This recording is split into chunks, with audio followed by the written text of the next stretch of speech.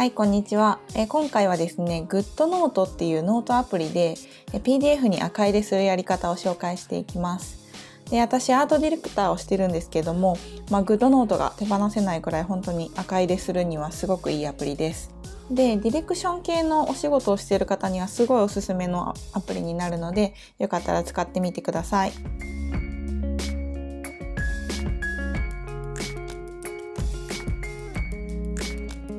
はい。で、先にちょっと GoodNote の説明をするとですね、今私 GoodNote 4っていうのを使ってるんですけど、最近5がアップデート版として出たんですね。でも私は今 GoodNote 4を使ってます。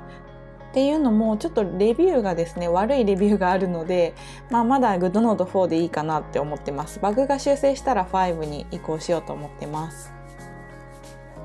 はい。で、GoodNote 立ち上げて PDF に赤入れしていくんですけども、今回は、メールアプリからですね、PDF を読み込んでいきます。で、赤入れしたい PDF のデザインデータだったりとか資料っていうのは、大体メールで送られてくると思うんですけども、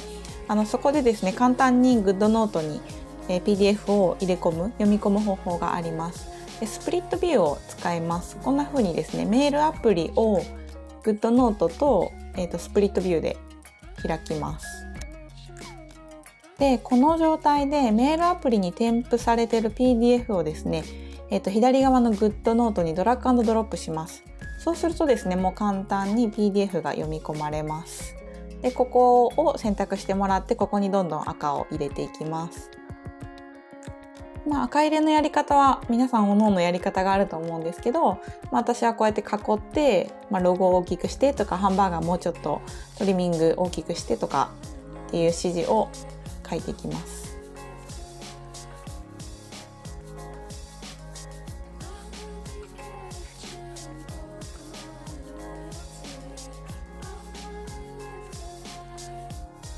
で、例えばなんですけど、ここの写真をですね、違う写真に変えてっていう指示を出したいとき、この真ん中の写真ですね。は、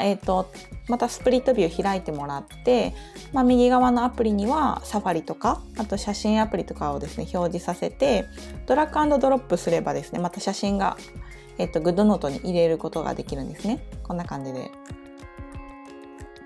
で、投げ縄ツールで囲ってサイズ変更もできるし、ここに矢印引いてこの写真に変えてねって言ってあげたらデザイナーさんも分かりやすいですよね。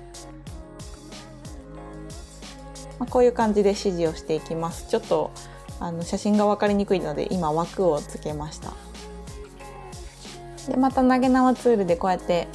写真の移動もできるので本当に便利ですよね。で、マーカーとかもあります。ハイライトとかをですね、入れたい時によく使ってます。で、マーカーのいいところはこうやって線を引いてもですね、黒に影響しないっていうのがすごいいいですね。元の PDF の色っていうのが消えないっていうのがこの蛍光マーカーの特徴です。で、赤入れが終わったらですね、書き出して、メールをくれたデザイナーさんにこれを、返信するっていう作業をやっていきます。右上のタブボタンから書き出すを押してもらって、現在のページを書き出す。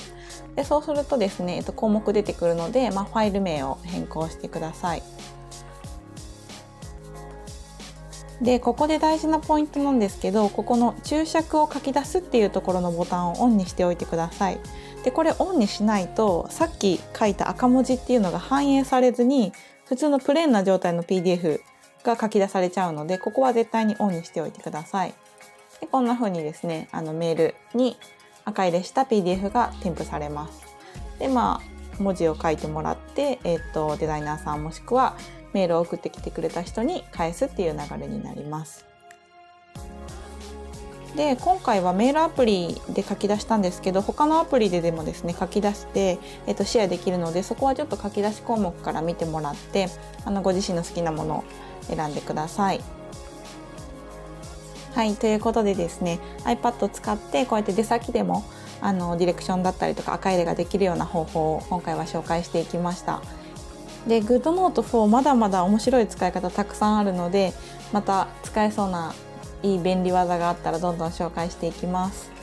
はい、ということで今日はご視聴どうもありがとうございました。バイバイ。